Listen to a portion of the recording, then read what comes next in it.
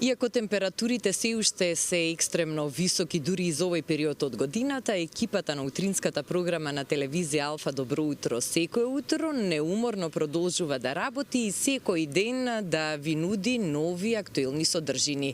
Бидејќи сме свесни за значењето на здравата исхрана во однос на доброто здравје, благосостојба и квалитетен живот, еве и ова утро одвојуваме простор да позборуваме за здравата исхрана, се разбира со нашиот редовен консултант кога е во прашање здравата исхрана, Билјана Ристеска, дипломиран нутриционист од првата генерација дипломирани нутриционисти во нашава земја.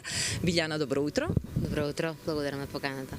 Многу пати сме зборувале на разни теми поврзани со здравјето и со правилната и здрава исхрана, а овој пат решивме да зборуваме за еден проблем за кој што сигурно ќе се пронајдат многумина, тоа е високиот крвен притисок и маснотиите во крвта. Една состојба што е многу честа, особено кај нас на нашево поднебје, па дали и колку тоа се должи на начинот на исхрана на нашево тло. Така, покачениот крвен притисок или хипертензијата и зголеменото ниво на масти во крвта се взаемно врзани и секако дека делуваат на општата добра здравствена состојба кај еден пациент. Тие влегуваат во категоријата на кардиоваскуларни проблеми, кои што за жал се иницијатор или фактор за зголемена смртност кај одредена популација на луѓе, посебно еве како што напоменавте и вие, веќе на нашето поднебје се позачестени. Секако дека е храната иницијал или главна алка во ова целокупна симптоматологија која што се јавува при зголемен крвен притисок и зголемени масти во крвотокот. Што тоа значи? Не значи дека ако вие еднаш, два пати, три пати, пет пати во текот на годината или во вашиот живот направите некој недобар гезов поглед на храната, односно не се храните здраво, што ние знаеме да кажеме, значи дека во текот на годините континуирано не сте се хранеле онака како што треба, сте немале добар баланс на внес на хранливи материи во вашиот организам, тогаш се случува да дојде до појава на зголемен крвен притисок и покачување на нивото на масти во крвотокот. Од која причина? Од причина што кај нас многу често, за жал, знаат пациентите да кажат наеднаш се случува инфаркт човекот доби, наеднаш се случи да имаме смртен исход. Верувајте ми дека ништо не ни доаѓа наеднаш, освен некоја несреќа ако дојде наеднаш, само таа може да дојде. Меѓутоа, за да дојде до срцев удар, односно инфаркт, мора да имаме ние предзнаци кои што не се од еден месец, два или три претходно. Тоа се години наназад, вие сте таложеле масти во вашиот крвоток и сте игнорирале на хипертензија или покачен крвен притисок. Крвниот притисок морам да напоменам дека имаме акутно, кога може да биде покачен. Тоа кога се случува да имаме покачување на крвниот притисок од причина што имаме одреден здравствен проблем во организамот. Тогаш тоа веќе не зависи од нас. Имаме бубрежно заболување, имаме напозната хронична слипа апнеа, имаме заболување на срцето и сега со самото тоа се случува да се јави зголемување на крвниот притисок. Меѓутоа, имаме и крвен притисок кој што се качува со текот на годините. Значи како подминуваат годините, крвниот притисок расне во умерени граници, кога расне е нормално да расне, од проста причина што крвотокот и сите крвни органи кои што ние ги имаме, вените, артериите, капиларите, практично со текот на годините амортизираат. Сега што тоа значи? Значи дека вие во младоста, во добата која што можете да се грижите за истите, треба да се грижите за истите. Односно да не дозволите такава амортизација. Секако телото старее, секако ние старееме, меѓутоа не смееме да дозволиме да ги оштетиме. Крвен притисок кој што е 140 со 90 веќе се смета за покачен крвен притисок во нашиот крвоток и тогаш треба да се реагира прво во консултација со вашиот матичен доктор интернист, секако се реагира по однос на овој покачен притисок. Препорака моја е дека луѓето многу често мерат во текот на едно деноноќе крвен притисок.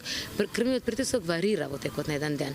Значи може да се случи во текот на денот неколку пати да биде зголемено нивото. Тоа зависи од многу фактори, зависи од вашата физичка активност, доколку сте физички активни, секако дека ќе се покачи крвниот притисок. Меѓутоа, ако во континуитет, еден месец, една недела, држите константно зголемено ниво на крвен притисок, треба да се консултирате со доктор, понатаму со нутриционист доколку има потреба. Ова се состојби кои што трпат нутриционистичка консултација, кои што се третираат со посебен начин на исхрана во текот на додека трае состојбата и се санираат. Од таа причина, значи, е првенствено здравата храна, односно здравиот начин на исхрана има големо влијание врз покачувањето, односно одржување на нормално ниво на крвен притисок и врз маснотиите во крвотокот. Маснотиите пак се нешто поразлично од крвниот притисок, иако се меѓусебно врзани. Зошто се врзани? Заради тоа што крвниот притисок практично е притисокот на протокот на крв низ крвните садови и тој притисок, значи, варира од тоа дали крвниот сад е проводен или не е проводен. Односно, ако имаме замастување на крвните садови, односно задршка на масти во крвотокот, што се случува? Се случува дека таа крв не може со подист притисок да помине и тогаш нели се бунтува организмот и нормално за да се одбрани, затоа и се качува притисокот кај нас или паѓа притисокот, значи за да се одбрани од некаков агресор во нашиот организам. Овде станува збор за тоа што не може крвта да со таков притисок да протече низ крвните садови од причина што имаме зголемо на ниво на маснотии во крвотокот. Маснотиите се делат нели на ХДЛ и ЛДЛ холестерол, или добар или лош познат кај нас меѓу народот. Тие двајцата холестеролот не секако си го имаме во нашиот крвоток, е липопротеин кој што е навистина заслужен за регенерација на нашите клетки и ткива. Меѓутоа, доколку се зголеме неговото ниво, тогаш веќе имаме проблем вкупниот холестерол кој ќе се зголеми, а сето тоа е директно врзано со начинот на исхрана. Посебно кога станува збор за триглицеридите, тие се комплетно, значи 100% врзани со начинот на исхрана, односно внесот на хранливи материи, додека холестерол некогаш знае да биде врзан и со многу често можеби со хормоните во нашиот организам. Затоа не случајно жени кои што се во менопауза имаат, верувајте, ништо не јадат, можеби се и вегетаријанки жените во тој период, еве јас пациентки со кои што работам, не внесуваат ништо од животинско потекло, холестеролот сега ми е висок. Велам, во дисбаланс се хормоните, а холестеролот е врзан директно со хормоните. Доколку имаме покачен триглицерид, тогаш нели станува збор за проблем во начинот на исхрана. Од таа причина моја препорака е нели консултација. Не веднаш да реагирате висок е холестерол и готово сега ние ќе земеме медикаментозна терапија, нели медикамент некој. Не, пробајте. Ништо не губите, секогаш велам на моите пациенти. Со храната и начинот на исхрана ништо не можете да изгубите, ништо не се губи. Можете да пробате и да имате само бенефит од истата, а лековите не ви бегаат на крајот од денот. Што треба да се вметне во исхраната за да се ублажат или да се амортизираат сосема овие состојби? Така, треба да се промени комплетно начинот на исхрана во зависност од тоа како пациентот се исхранувал пред да дојде оваа состојба и како нели сега планираме да се исхранува понатаму. На прво место според мене во двете состојби е физичката активност.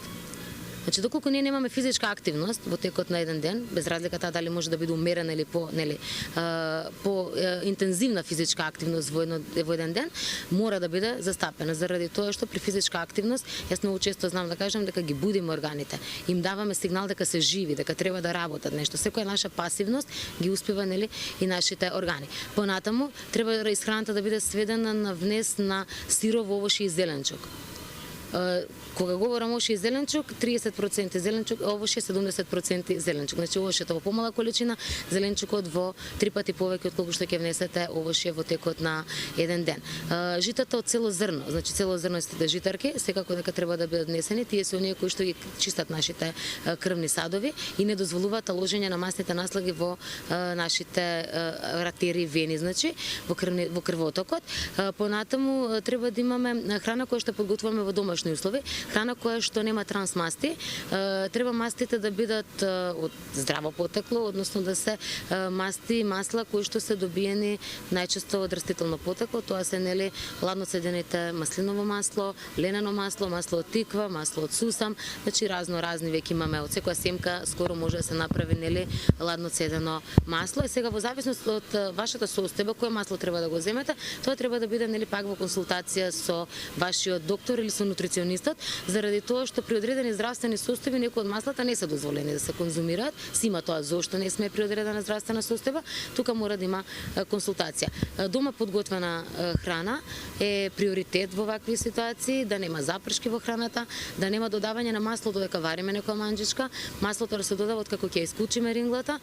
Веќе е готова манџата, тогаш додадете, без разлика тогаш какво масло ќе додадете. Не е важно нели потеклото на маслото, меѓутоа е важно да биде манџичката исклучена, да тоа масло дали е ладноцедено или не, да не нели денатурираат мастите од него во врелиот медиум.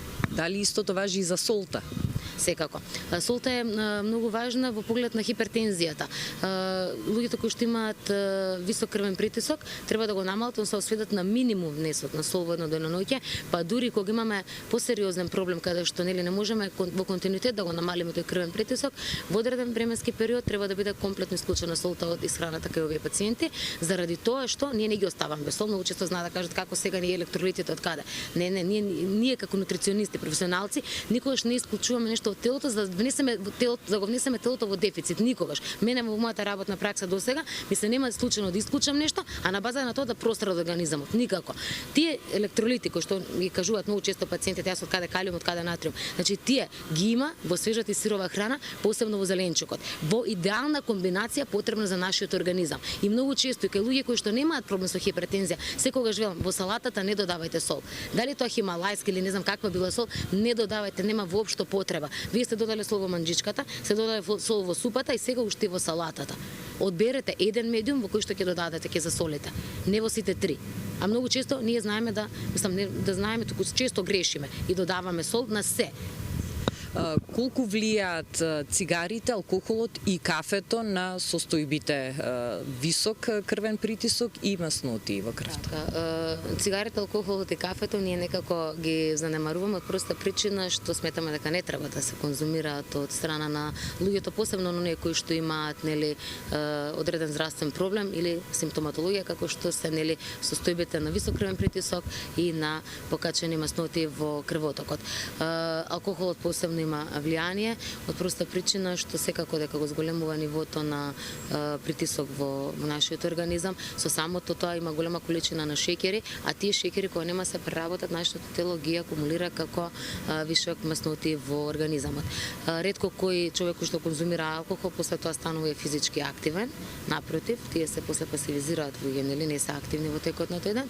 Цигарите исто така се голем проблем за крвотокот. Знаеш, од општа смисла, не само за маснотиите, триглицериди или за крвниот притисок, се проблем значи за целокупното наше здравје, за протокот на кислород низ нели белите дробови прво, а оттаму и во крвотокот. Значи ние доколку немаме кислород во крвотокот, исто имаме сериозен и голем проблем заради тоа што клетките кои што ги трансферира крвта и нашиот крвоток нема да стасаат навреме, онаму каде што треба да стасаат заради забавувањето од нели она конзумација на цигари.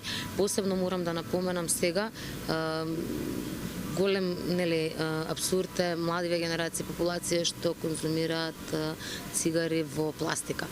Тоа се оние нели цигари кои што немаат никотин велат, немаат катран, меѓутоа електронските цигари кои што се замена нели за жал стана замена откако се забрани пушењето во затворен простор, па сега тие секаде може да се конзумираат, се навистина сериозен проблем по здравието на нашата млада популација, пошто следам и гледам дека тие се најчесто оние кои што ги конзумираат тие цигари, а се почесто младата популација се наши пациенти. Мене ми е многу жал, значи јас имам деца, ми е многу жал кога ќе дојдат 20-22 години деца, односно мои пациенти, ми е жал и така да ги наречам, кои што имаат проблем со замастен синдром, кои што имаат проблем со бели дробови, кои што имаат проблем со покачен крвен притисок и со маснотии во крвотокот.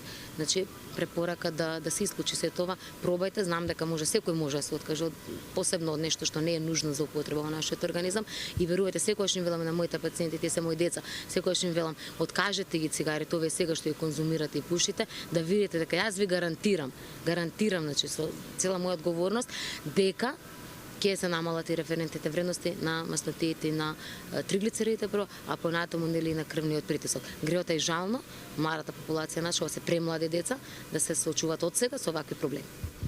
Билјана, ви благодарам многу за убавите и практични совети. Останува сега секој од нас да биде свесен повеќе, да биде дисциплиниран, а сето тоа секако ќе вроди со резултати, со една добра психофизичка кондиција, без разлика кој во која животно доба е. Секако тоа е најважно, да се почитуваат и оноко колку што може да ги практикуваат овие наши совети кои што ние ги даваме и слободно стојам на располагање кога да треба, зашто и да треба на било кој во текот на денот да ми се јави. Секогаш стојам тука за Совет Плюс.